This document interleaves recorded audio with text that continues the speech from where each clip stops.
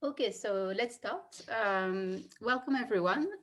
Today we have the pleasure of listening to Alessandro Savo, who is going to talk to us about isoperimetric inequalities for the first Aharonov-Bohm eigenvalue of the Neumann and Steklov problem.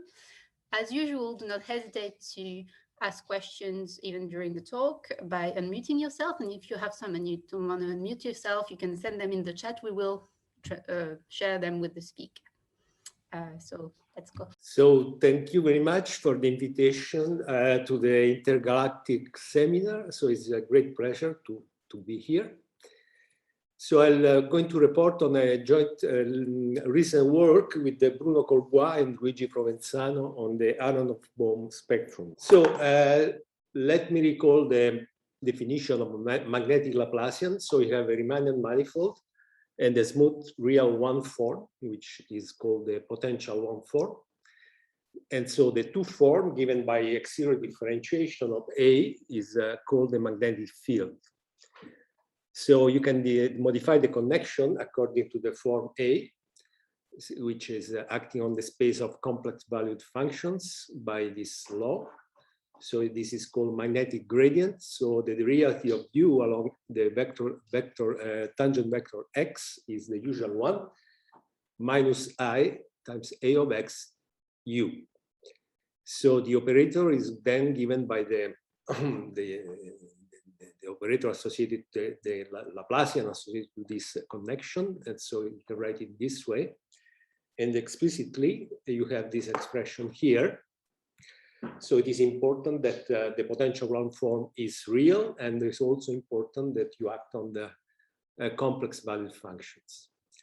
So you have a spectrum in the case in which M is closed, that means compact without boundary, and the spectrum is non-negative, and so you have a discrete sequence of eigenvalues, and these are given by, as usual, by the minimax. The first eigenvalue is given by the minimax principle, is the infimum of the energy of the A energy of U over the L2 norm of U. So if M has a smooth boundary, we'll take magnetic Neumann conditions, which are given by the magnetic gradient scalar with N. N is the outer unit normal on the boundary. And you have a spectrum which will be denoted in the same way. In the case where they have zero as a potential one form, of course, you reduce to the usual Laplacian for the usual Laplace-Beltrami operator, which will denote in this way, lambda k of omega 0. Note that we are numbering the first eigenvalue to be 0, so the first positive eigenvalue in the non-magnetic case is lambda 2. So this is important to observe this numbering. Now, the first eigenvalue actually vanishes also when A is an exact one form. You can check directly that this function here is, say, A is equal to the phi, then this function u equal to the e to the I phi is as a zero magnetic gradient. So it's a constant, is A constant. And so, of course, lambda 1 is going to be 0. Of course, in that case, since A is exact, then the magnetic field, of course, is 0. A very important feature is the gauge invariance, which reduces to this identity here, actually. So when you replace A by A plus d phi, for any real valued function phi, then you have this law, which means that, which implies that the operator, the magnetic Laplacians, so associated to A and A plus d phi, are unitarily equivalent. In particular, they have the same spectrum. This, when the potential is exact, what happens when the potential is a closed form? So if A is closed, then of course the magnetic field is 0 as well. And one could expect that actually the lowest eigenvalue is 0, but as for the usual Laplacian, but this is not quite the case. And I'm going to clarify this situation. which was in fact studied by Szego and then Elfer and collaborators for the magnetic Neumann binary conditions. So he introduced the flux of the potential A around the closed curve C in this usual way. We assume that C is traveled once in any direction because we will see that this does not affect the spectrum. And so the outcome is that the first eigenvalue for the potential A is equal to 0 if and only if A is closed and the flux of A around any closed curve is an integer. So basically what you have is that you see that actually you can gauge away a subspace of one form which is a little bit bigger than the exact forms. Precisely, you can gauge away those potential one forms which represent integral cohomology classes. So if you have at least one loop around which the flux is not an integer, then lambda 1 is actually positive. That's what happens. And so you have this interesting behavior, topological behavior of the magnetic Laplacian with the zero magnetic field. So let us compute the spectrum of the unit circle. It's very simple. So you take S1, the circle with length 2 pi. You let T to be the angular coordinate. So you introduce this one form. This is closed, but is not exact, and has flux nu around the circle. You write down the operator explicitly, very easy, and you see that actually you get the family of eigenvalues given by k minus nu squared for k integer. And the associated eigenfunctions are e to the kt, precisely the same eigenfunction we have as in the non-magnetic case. So you can see that actually the spectrum for the magnetic Laplacian in this case is a deformation, the usual one, by the value nu of the flux. Lambda 1 is, in fact, if you can see, lambda 1 is equal to the infimum, the minimum actually of the, you can say that lambda 1 is the distance squared of nu to the integer. So you can write it this way. And this is non-zero precisely when nu is not an integer. Now, by gauging invariance and conjugation, you can always reduce to the situation where nu is in the interval between 0 and 1/2. So in that case, you can write that lambda 1 is equal to nu squared. So again, lambda k for flux nu is a continuous deformation of the usual spectrum of S1. This is one of the main themes of the talk, because we will see that we can generalize some theorems which hold in the non-magnetic case actually to the situation of Aharonov-Bohm potentials, which I'm going to define now. So now focusing dimension 2, and we consider a lowest eigenvalue for domains in a space form of constant curvature, which means R2, H2, or S2, and for a class of potentials called Aharonov-Bohm potentials. So we explain the results when you have a Euclidean plane domain, omega. So introduce this one form. Okay, so this one form is as pole at the point x0, which has coordinate AB. And so this is smooth on R2 minus x0. It is singular at the pole x0. It is closed and co-closed actually. And it has flux 1 around the point x0. So if you multiply this form by nu, you get what we call Aharonov-Bohm potential with pole x0 and flux nu. Again, is singular at the point x0. Of course, this potential gives rise to a vanishing magnetic field, because if you differentiate, this is a closed form, you get 0, but it's not exact. So, well, Then if you have a domain, you can introduce magnetic Neumann conditions, as we said before. And again, you have a non-negative discrete spectrum. And so lambda 1 is the infimum of the Rayleigh quotient for this function space. The function space is a magnetic Sobolev space, which means is the space of the closure of the space of smooth functions which are supported away from x0. The closure being taken with respect to this norm. And so if you use that, you have, in fact, that classical methods show that you get a discrete spectrum.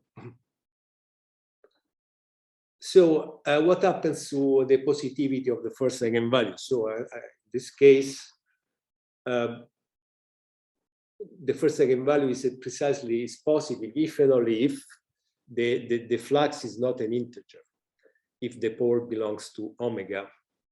And actually, this happens also if the pole does not belong to the unbounded component of the complement of omega. Right? So let me give you a picture of this. So this is a domain which has two holes. X0 is here. The pole is inside one of the two holes. The flux is actually nu. I'm assuming that the flux is nu, is not an integer. And so you have a positive eigenvalue. The same happens here because you have flux nu, which is not an integer, around this curve. And so in this case, instead, you have a flux 0 because the potential is exact here. And so the flux is 0. And so in this case, you have actually a 0 first eigenvalue. So this is the situation. And okay. And again, if the flux is an integer, then the spectrum coincides with the usual non-magnetic Neumann spectrum. It is a result by Alfer and collaborators that if you have a fixed domain omega, the first eigenvalue is actually maximized when the flux is 1/2. So a good question would be to see what happens. Well, if the flux is 0, you can parameterize the whole thing for flux between 0 and 1/2. If the flux is 0, you have the usual first eigenvalue for Neumann, which is 0. And if you have flux 1/2, you have the maximum value. So is it true that the first eigenvalue is an increasing function of the flux between 0 and 1/2? So I don't know if this is the case. Maybe it is true, but I don't have a proof of that. Okay, so let me get to the first, actually, the first classical inequality we want to generalize. So it's the Szego-Weinberger inequality, often called also the reverse Faber-Krahn inequality, which says the following: if you have a smooth bounded domain in R2, and we take the usual Aharonov-Bohm potential with the pole x0 and flux nu, you take the disk B, which has the same volume of omega and is centered at x0. So the center of the disk must be actually coinciding with the pole of the Aharonov-Bohm potential. Then you have this inequality for lambda 1. Lambda 1 of omega is less or equal than lambda 1 of B. And if nu is not an integer, the equality holds if and only if omega is equal to B. Now, of course, if nu is an integer, then both numbers here are 0, so there is nothing to say. But if nu is not an integer, the equality actually characterizes the disk. Now, I want to remark that the classical Szego-Weinberger inequality regards the second Neumann eigenvalue, not the first. And so it's stated as follows. So it's a bit different, the situation here. Here, you really have an inequality for the first eigenvalue, which is positive. And in the classical case, you have an inequality for lambda 2. In fact, we could say that maybe the proof here is easier because you have to deal with the orthogonality of eigenfunctions, because really you deal with the very first eigenvalue. So how to prove that? So we can assume that nu is between 0 and 1/2. So first we compute the spectrum of a disk centered at the pole x0. And we observe that the first eigenfunction is real and radial around x0. This is important for us because we are going to use this eigenfunction as test function for the problem on omega. So we want to be sure that this eigenfunction is actually real. Now, the fact that the eigenfunction is real is not a common situation, actually. For the Aharonov-Bohm potential, this happens only if actually you have a disk or on an annulus. So having a real eigenfunction again is a real is a very, very rare occurrence. The second step would be to reduce the proof of the inequality to a isoperimetric inequality involving a Schrödinger operators of type delta plus V, where V is radial around x0. And then we apply this inequality in step two, inequality here to the case where V is equal to the square norm of the potential and get the final result. So the proof is simple, but I want to clarify the points. So a spectrum of the disk is as follows. You use polar coordinates, of course, separation of variables. And you see that lambda 1 is equal to the this number here, zeta prime nu 1 squared, where zeta prime nu 1 is the first zero of the derivative of j nu. J nu is the Bessel function of the first order of the first type and order nu. Okay, so the associated eigenfunction is going to be this one here, and the first eigenvalue is simple unless the flux is actually 1/2. In that case, you have a double eigenvalue. And so this is the eigenfunction. As you can see, it's a real eigenfunction. It's actually non-negative. It's non-decreasing on 0R, and near 0 behaves like R to the nu. Nu is the order here, it's the flux. So this is the behavior as nu tends to as R tends to 0. In fact, when nu is actually equal to 0, you get back the first eigenfunction of the usual Neumann problem.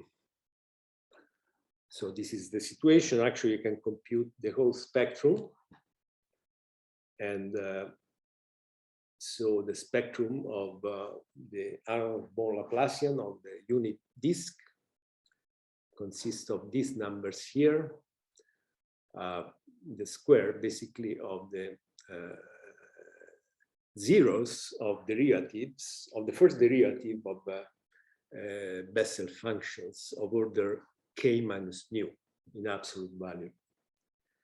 And in fact, you could see how it is a deformation of the usual spectrum of the Laplace operator. The eigenspace associated to lambda kj is spanned by this function here. And in fact, you see that is real precisely when, if you assume this is real precisely when k is equal to 0. And the first eigenfunction we talked about already.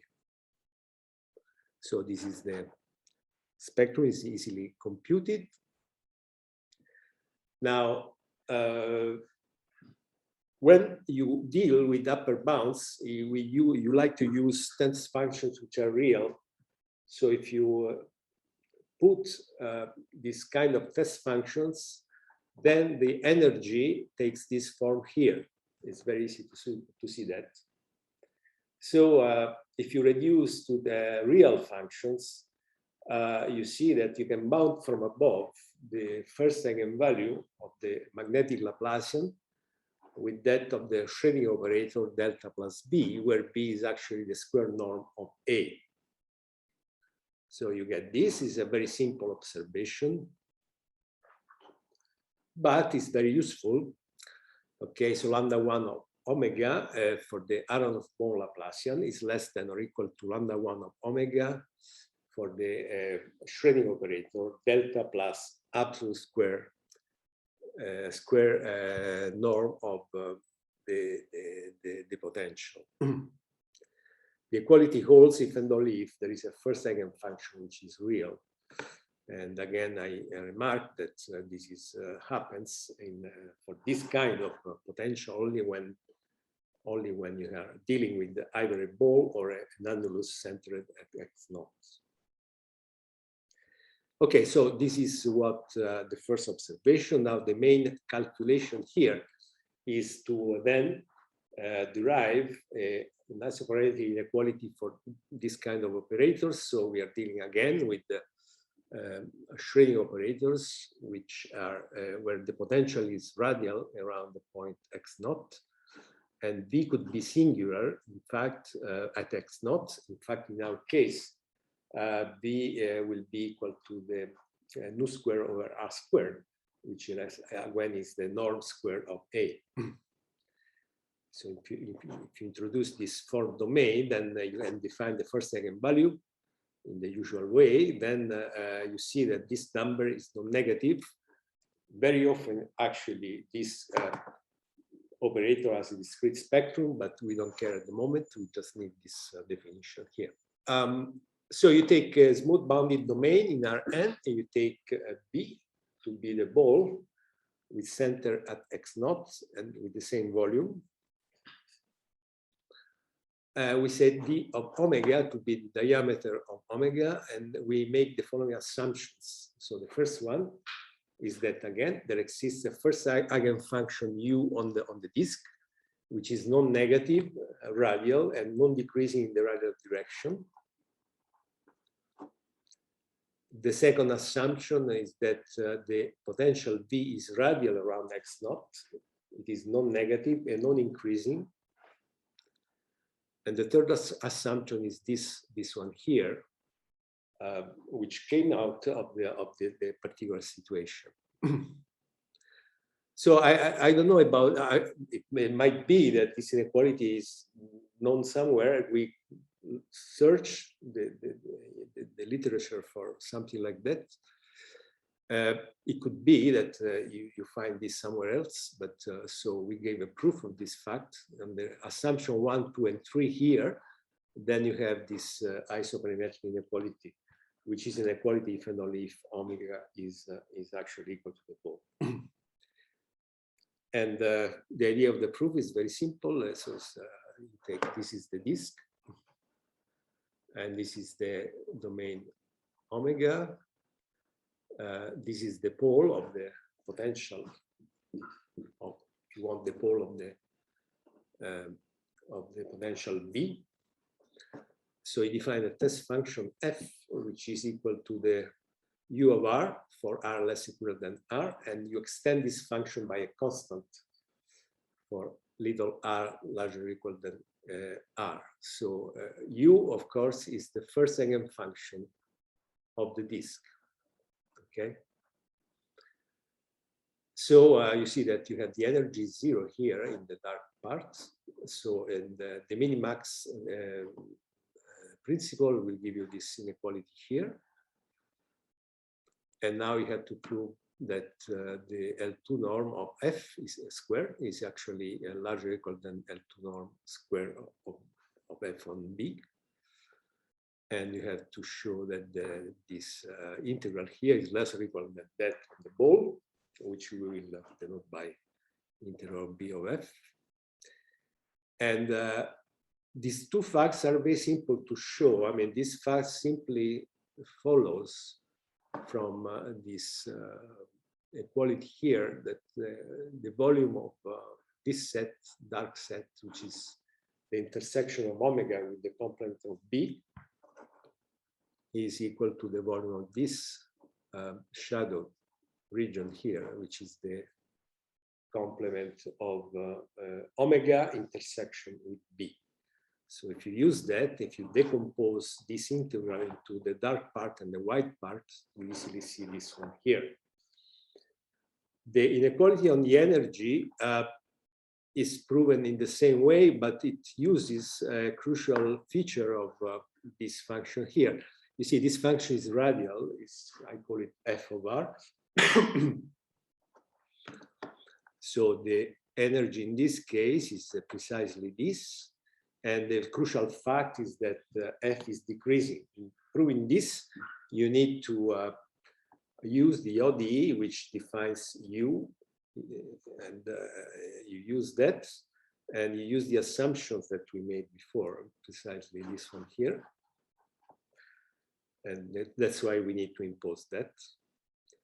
And so if you do that, then you easily show this. So again, well, so if you use this the assumption together with the differential equation, which is satisfied by u, then easily you get this inequality here. You put together these two and you get the lower bound. Okay, so that is the inequality for the Schrödinger operator, which is associated to the problem. And now if you specialize to our situation in which v is the square norm of the potential, which is this function here, you see that this this potential actually satisfies the condition. And so you get the inequality for the Schrödinger operators. And so you sum up. So you take lambda 1 of omega is less than or equal than lambda 1 of Schrödinger operator. And then by what we said before is less or equal than lambda 1 of b, the same Schrödinger operator. And now you have equality here precisely because the first eigenfunction of the magnetic Laplacian is real. And so you are done. Okay, then we try to extend this to space, to surfaces of revolutions and space forms. So basically, what is a surface? Well, actually, the inequality for the Schrödinger operator holds in any dimension, basically. But so we did that. Now in dimension 2. If you consider the polar coordinates around a point x naught, if you take again the polar coordinates, and you take any metric which is invariant by rotations, then you see that this potential world form is actually closed and has flux nu around x naught. So these two facts actually characterize what we call the Aharonov-Bohm potential, and so we can extend this notion to any space form and surface of revolution with pole x naught. Now, if you do that, you have to. There are a set of conditions you have to satisfy, and so this happens, for example, if you specialize to H2. In the case of H2, you see that the potential takes this form here. So it's nu square over hyperbolic sine square of r. In the case of S2, of course, you replace hyperbolic sine by sine. So anyway, if you adopt the scheme above, then you see that you can generalize the result to a smooth bounded domain in R2 or H2. And then you get precisely the same result. If you take the ball of with the same volume of omega, then you have the inequality. And the equality holds if and only if omega is equal to b. On the sphere, you have to actually restrict yourself to the hemisphere. So you take you have the pole x naught of the Aharonov-Bohm potential. You take the hemisphere, which is centered at x naught, and so the assumption you have to make is that omega is contained in the hemisphere. This is quite common. Also, this happens also for the normal Laplacian, the classical normal Laplacian. Sandra. Yes. Can you have some sort of comparison geometry type inequality to assume curvature is less than or equal or greater or equal than something, then some inequality? It's a good question. Probably, although you see, you have a potential, magnetic potential, so it's not clear what is the curvature in that case. So really, it's not the usual one, you see. Not the usual one. So you have to take into account, you are considering this particular potential. So the curvature would be a combination maybe of the usual curvature and somewhat some other notion. It's not clear to me, but it's a good question, and so we probably will look at that. Thank you. Okay, so when omega is simply connected in a spherical case, then you can improve the inequality in the sense that you can enlarge a little bit the class of domains in which it holds. It just need to assume that the volume of omega is less than or equal than 2 pi, so the volume of omega is less or equal than that of a hemisphere. And so if you do that, you get as well the inequality. Remember, in the other case, you need actually that the domain is contained in a hemisphere. Here, it's a bit more relaxed, because if you assume simply connectedness, then you just need that the volume is less or equal than 2 pi. And here, the scheme of the proof is different. It uses conformal geometry, actually uses the argument of Szego in the non-magnetic case. And you get the same inequality. Now, well, this result implies these results on the optimal placement of the pole. So if you have again a space form, then you get Aharonov-Bohm potential. Then it's very easy to show that if the pole moves to the boundary, then the first eigenvalue goes to the first eigenvalue of the Neumann problem, which is 0. And so what is the optimal position of the pole? Of course, the candidate is the center of the pole. And this follows immediately from what we said before. In the Euclidean or hyperbolic space, the first eigenvalue is optimized, is maximized when the pole is at the center, while in the spherical situation, we have to assume that B is contained in a hemisphere. So at the end, among all geodesic balls of fixed radius in R2, H2, or the hemisphere, the maximum value of the first Aharonov-Bohm eigenvalue is attained when the pole is at the center for any value of the flux. Okay, right? So now we come to the Steklov problem. So you can consider a Steklov problem for the Aharonov-Bohm Laplacian. So the definition is precisely the same. So you have your function, so you consider harmonic functions, and such that the normal derivative for the magnetic gradient is a multiple of u. Okay, so the eigenvalue again is in the boundary condition. This operator has a discrete spectrum, non-negative, because of the fact that you're dealing with the energy, which is actually non-negative. And by arguments which are very similar to what we had in the case of the Neumann situation, the lowest eigenvalue is positive if and only if nu is not an integer. So what is the spectrum of the unit disk? That's what we are going to use. So you have a unit disk, center of the pole of X of A. So the first eigenvalue is simply equal to nu. And the first eigenfunction is r to the nu, simply. It is real, radial, and non-negative. And the spectrum is the absolute, but the collection of all this number here, absolute value of k minus nu, where k ranges over the integers. And the eigenfunction are these.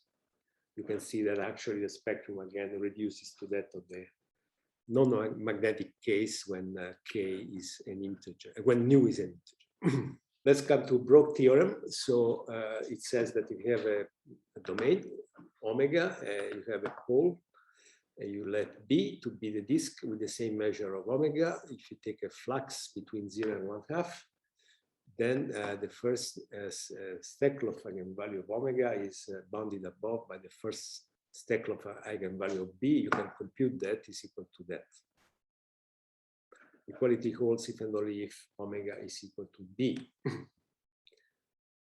And the proof is similar to the situation in the non-magnetic case. It may be simpler because again you don't have to worry about orthogonality, and you don't have to worry about barycenter constructions, because so sigma 1 is equal to this Rayleigh quotient.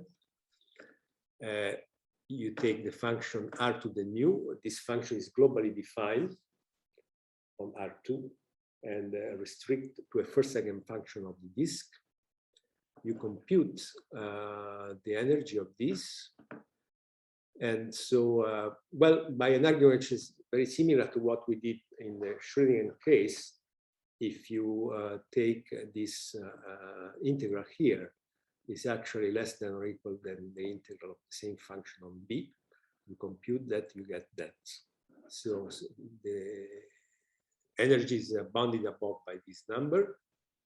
And then for to control the L2 norm from below, we use an isoperimetric inequality for the powers of R, which are valid for all P greater or equal to 0, which are proved by Albino and collaborators.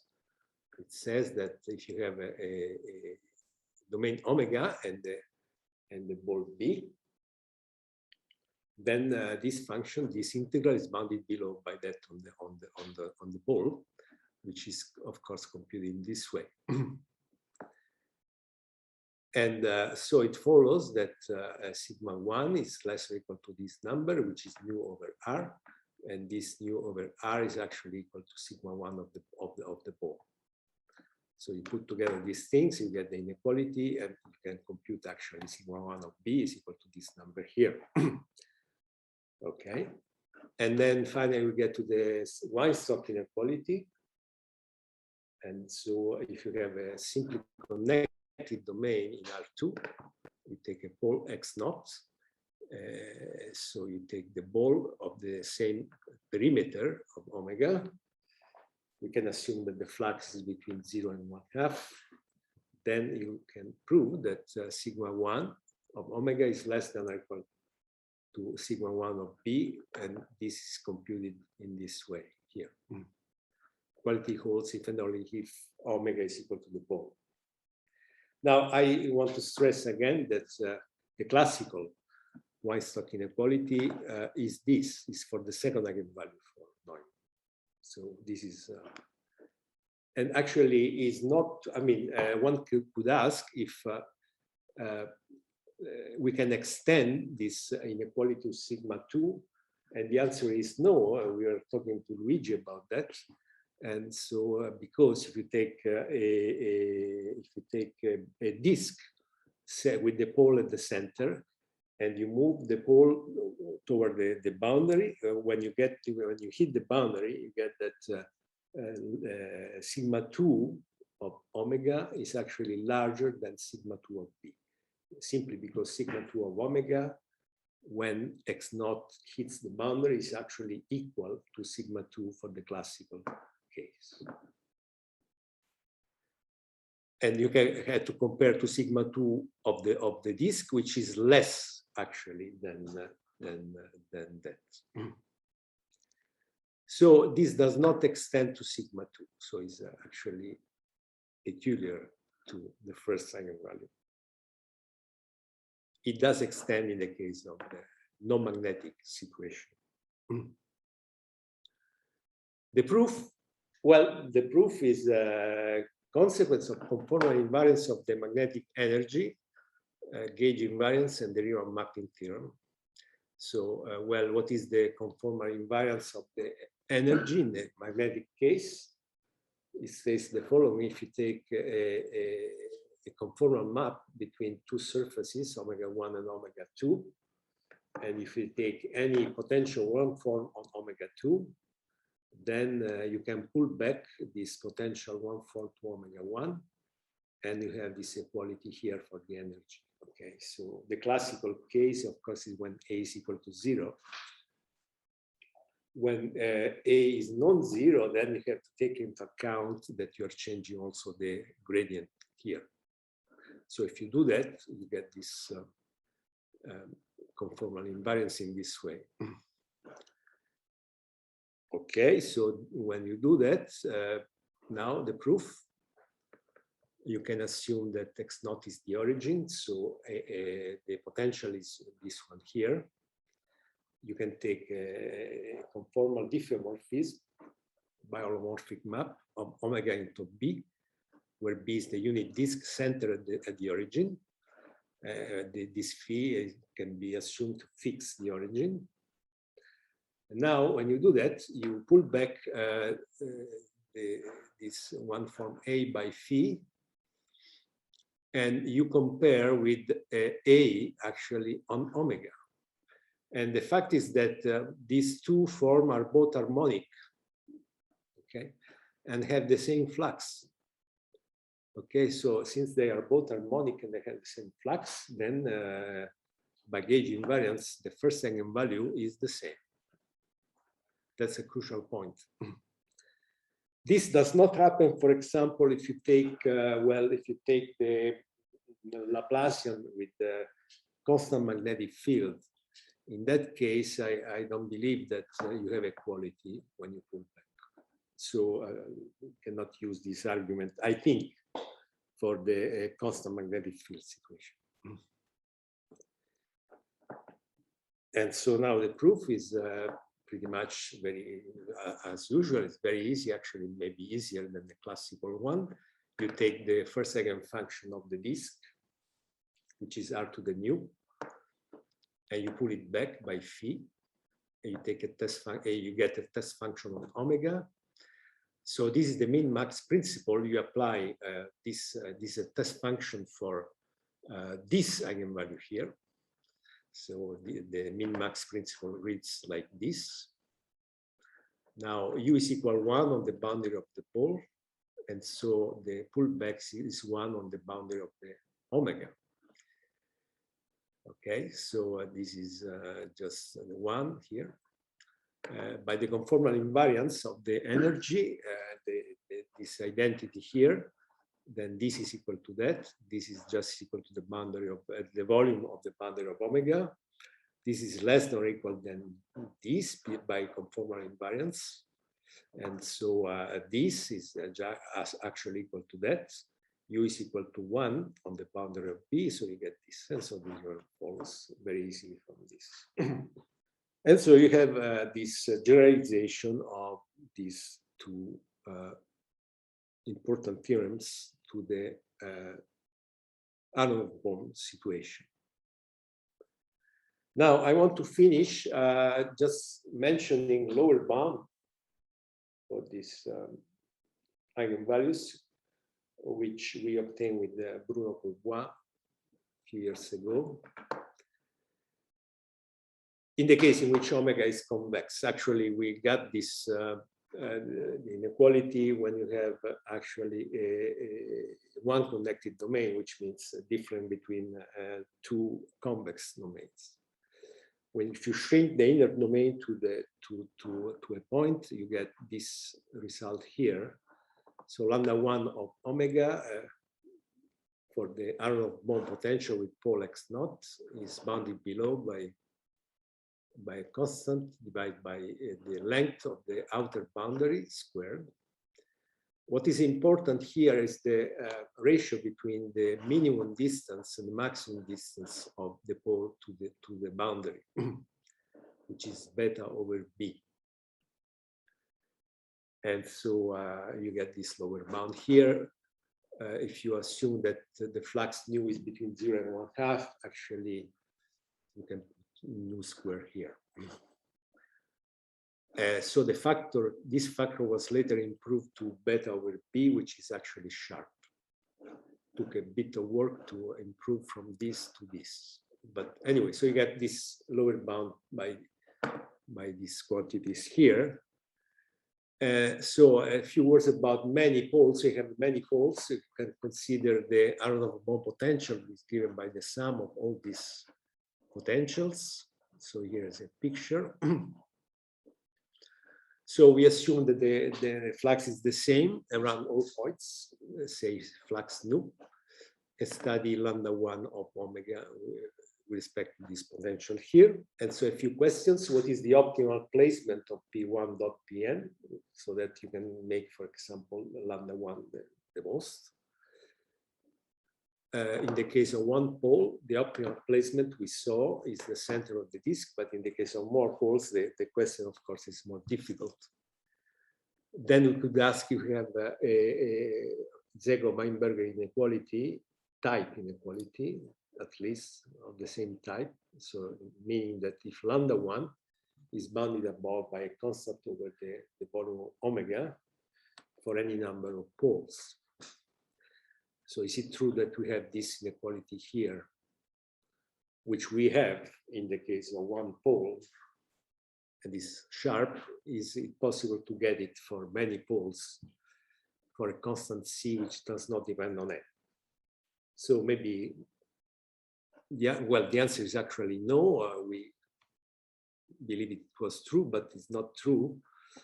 The number of poles actually must show up in the upper bound. And we produce this example here where actually lambda 1 grows like the number of poles. So this is given by maximal epsilon nets. So what is a maximal epsilon net? Is a maximal collection of points inside the domain. We assume that omega is convex, such that the distance between two of them is always larger or equal than epsilon, and the distance to the boundary of each of them is larger or equal than epsilon. So this is so you can think of it as an optimal way of distributing points inside omega. And so, well, maybe like something like this. Now, if you have this epsilon nets, you can decompose your domain in this way. Basically, this is the cut locus of this set of points. And if you have a maximal epsilon net, the property then is that you have subdomains, and each of these, for each of these, you have that the ratio between beta and b, remember beta is the minimum distance of the pole to the boundary, and b is the maximum distance. In each of these situations, I mean, you have a uniform lower bound of beta over b, and you have a uniform upper bound of the boundary of this subdomain. And so if you do that, you can apply the lower bound I was talking about before, which is this. You can control this from below, this from above. And at the end, you get that you get this result. So if you have a maximal epsilon net, and if you have common flux equal to nu, then for the Aharonov-Bohm Laplacian with poles, with n poles, and the same flux, is lower bounded by 1 over epsilon squared. So if you compute, I mean, if you express this in terms of the number of poles, then you have this inequality here. So you see that actually you have that if you have given any positive integer, at least n large enough, you can also distribute n poles inside omega so that the lowest eigenvalue grows like n.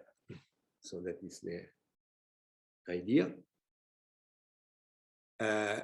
And so we prove with Bruno, we proved the upper bound, which is consistent with this example. Namely, we proved that lambda 1 is bounded above by a constant, which is not sharp, times n over the volume of omega. This is not sharp, but this dependence, it is sharp. And the proof of this is uses a metric lemma, which is due to Courbois and Mertel. Okay, so I think that this is all I wanted to say. So, well, some perspectives. Study the Aharonov-Bohm spectrum in three-dimensional space and on Riemann surfaces. This is what we are thinking to do. And of course, you have a similar situation for the constant magnetic field situation like this. So the potential is going to be something like this. and the magnetic field is B. Okay, is a number B, which is between 0 and infinity. It's constant. You see, it's constant, and B is called the strength of the magnetic field. Helfer and Fournes proved that the reverse Faber-Prime inequality, that is Szego-Weinberger inequality, holds when B is close to 0 or B is large enough. But if omega has holes, it is not true. This they produce examples of annuli for which and B is sufficiently large for which you don't have the inequality. So the question at least seems to be open in the simply connected case and for arbitrary B. So it would be very interesting to give a proof of that.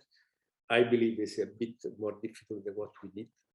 But it's an interesting problem to work on.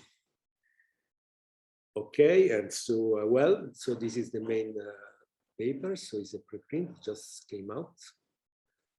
It's not yet in final form, so we are going to make some further observations, but it's close to being final form. And this is previous work by me and Bruno Courtois. Okay, so thank you very much. Thank you very much, Alessandro. We have time for questions. So as usual, if you have questions, please unmute yourself and go ahead to ask them. Okay, what if one has the entire standard two-sphere with n poles, then what combination of one poles maximize lambda 1? So I can say from now that if you have 2 poles, actually you need at least 2 poles, because otherwise you don't have cohomology. If you take the sphere minus 1 pole is topologically equal to the plane, so you have the flux is 0. So you need to have at least 2 poles. In the case of 2 poles, you can prove actually that as a byproduct of what we proved for the hemisphere, that the optimal configuration is when the poles are opposite to each other. Optimal means lambda 1 is maximized when the poles are opposite to each other for any flux. Thank you. Anyone else wants to ask something? Hello, I have a question. Yes. Davide here. Hi, Alessandro. So, thank you very much for your talk. It's very interesting. I have one question. Maybe it's silly. I hope not. So, what about these isoperimetric inequalities in quantitative form, like for the Faber-Prime and Szego-Weinberger? Have you considered it? Is it too difficult? Not yet. Well, not yet. Actually, you see, some of the proofs are simple to generalize. Sometimes even simpler. So it could be that you get it. We didn't think about this. No, not yet. At least, no. It's a good question. Could be that you have a quantitative version of that. Yes. Okay. Thank you. Can I ask a question? Sure. So conformal invariance is only in 2 dimensions, right? Right. And in higher, if you look at something like, conformal Laplacian or something like this, can one try to sort of have a conformal version? Maybe, yes. You see, I mean, for us, this is kind of new. So you could see this Aharonov-Bohm situation as a deformation of the usual situation. So many theorems just can be generalized. So we didn't think about this in higher dimensions. We had to make. We are talking about particular potential, which is the Aharonov-Bohm potential. So we're talking about a form which is closed, a singular around something. So in 2 dimensions, it's singular at a point, which is a pole. In 3 dimensions, singular, I believe the most natural situation is singular on a line. Okay. So you had to specify what kind of potential you have got. I see. First of all. Okay, so you have, because my value Laplacian is the Laplacian plus this new structure, which is potential one form. So you have to say what is the Laplacian, what you have to say also what is the one form. So to make sense of what you say, you have to specify what is the Aharonov-Bohm potential. And can there be a discrete version, like on a graph? I don't know. I didn't think about that. So it could be as well. Yes. Why not? Yeah. Okay. Thank you. Thank you, Dima. Anyone else wants to comment or ask something? Yes, may I ask a question? Sure. Sure. Yeah. Sure. Hi, Alessandro. I'm George. Just one question is, when we take the Roman boundary condition, so do we know any results about that? We didn't think about that. No. No. Well, I mean, the philosophy is that you could try. I mean, it just I mean, we work with the Neumann condition, but as well you could do with the Robin condition. Yes, we didn't think about that. No. I mean, there's a lot to do. There is a lot to do apparently. So maybe yes, there's something interesting there. Okay, so Richard, which one can relate the result of lower bound on lambda 1 proved by Erdős? Just a comment. I mean, one would like to see a unified picture. It's a little hard to see at the moment, you know. Yeah. No, I agree with you. Yeah. That maybe reverse Faber-Prime is better. I tend to agree with you. Yes. Thanks for the remark. Yeah. Yes. Yeah, there is a unified picture. Yes. Yes. So you have the appearance of this eigenvalue, which you don't see in the classical case. You see it only in the magnetic case with the flux, which is not any. Thank you. Any other questions? If not, we should thank our speaker again. Thank you very much, Alessandro. Thank you. And next week, we will come back with a talk by Francesco Ferrareso.